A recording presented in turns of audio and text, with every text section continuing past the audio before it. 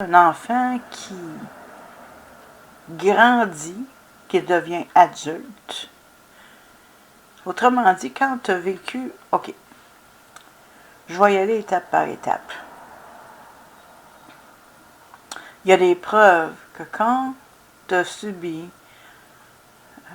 de l'abus extrême dans ton enfance,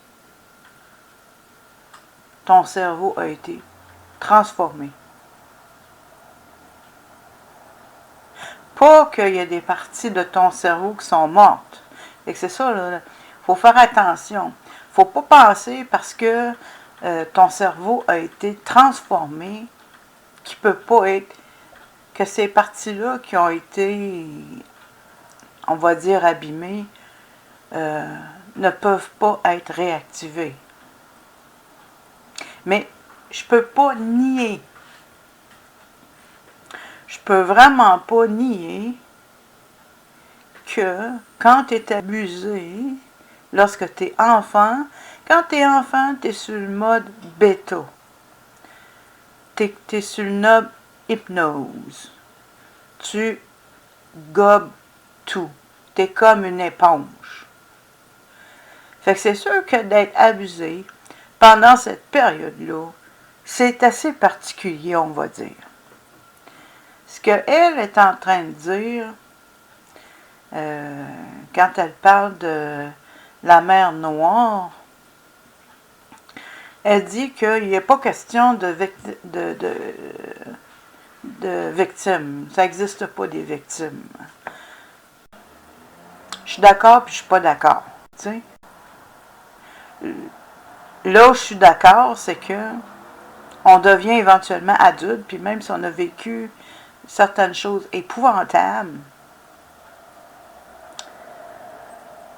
lorsqu'on était enfant, aujourd'hui on est adulte. Donc, on peut agir, on peut réagir comme un adulte au lieu de réagir comme un enfant.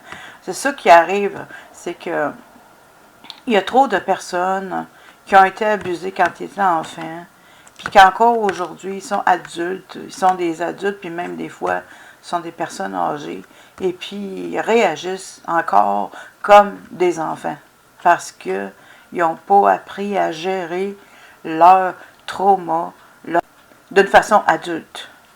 Je comprends ça, absolument. Mais je ne peux pas renier. Je ne peux pas renier que d'être abusé durant ta tendre enfance, ça ne fait pas de toi une victime. Mais bien entendu, ça de rester victime, de toujours se voir comme toujours se voir comme victime, parce que quand tu es victime, mettons quand tu es adulte puis tu te vois comme victime, tu attends un sauveur. C'est là le problème. Puis le sauveur, il vient jamais. OK? C'est toi ton propre sauveur. Fait que je comprends très bien l'idée que tu peux pas rester dans cette position-là. Je l'ai compris. C'était à mon désavantage de me percevoir comme victime. Qu'il n'y a aucun bénéfice, absolument aucun bénéfice à se voir comme victime. Je comprends très bien ça. Mais, comment je pourrais dire? C'est juste l'idée que quand tu réalises que ta vie est entre tes mains,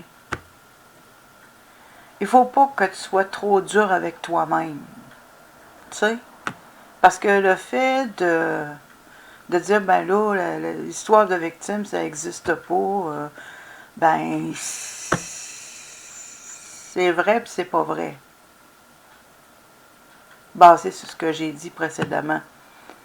Fait que, faut que tu aies de la compassion envers toi-même. Il n'y a personne d'autre. Tu sais que quand tu étais enfant, moi, dans mon cas, il n'y a pas un adulte qui est intervenu dans ce que j'ai vécu. Fait que En fin de compte, si moi je me donne pas la compassion que j'ai besoin, il n'y a personne qui va me la donner. Fait que tu comprends ça à un moment donné. Fait que tu vas pas te donner des coups de pied dans le derrière parce que tu as été victime dans ton enfance. Tu sais, je veux dire. Fait que c'est ça l'idée. Moi, j'aime pas l'idée de dire que ça n'existe pas des victimes. Mais il faut pas en rester là. Ça, je suis d'accord. On ne peut pas en rester là parce que l'adulte qu'on est devenu, ça nous sert pas d'aucune façon. On doit devenir les héros de notre propre destinée. Je comprends ça. Absolument. J'ai même fait une série là-dessus. Une série d'enregistrements sur le chemin du héros. Mais tu sais, chacun a son rythme. Hein? On part pas tous de la même place, puis on s'en va pas tous à la même place. Chacun son rythme. Et puis, je veux juste pas nier qu'il y a certains et certaines d'entre nous qui ont été victimes dans l'enfance. Parce que sinon, ben à ce moment-là, c'est que si on nie ça, ben on va se mettre à être en maudit après nous autres, puis à se donner des coups de pied dans le derrière pour avancer. Ça marche pas de même. Tu sais, il faut balancer, il faut équilibrer les choses. Il faut comprendre réellement qu'est-ce qui se passe. Et non pas suivre tel ou tel gourou. Parce qu'il y en a une qui, dans le fond, est une gourou, ce fille-là. Peut-être qu'elle ne veut pas l'admettre. Mais, c'est est un peu... en tout cas, c'est ma façon de l'apercevoir. Je ne dis pas que c'est la réalité, mais c'est ma façon de l'apercevoir. Moi, je l'aperçois comme... Puis je pense pas être la seule de l'apercevoir comme ça. Je trouve que elle a l'air de la grand-mère de Dieu, là, tu sais, qui sait tout, là, qui connaît tout. Là. Elle a l'air elle-même d'une gourou. Là, c'est là que je me dis, il faut faire attention. Alors voilà, je ne vais pas la nommer, c'est pas nécessaire. Il y a trop de choses qui se passent dans ce monde. Si tu te mets à dénoncer, tu n'as pas fini, puis c'est toi qui vas manger la colle qui va avec. Fait que, non. Chacun doit se réveiller à son rythme.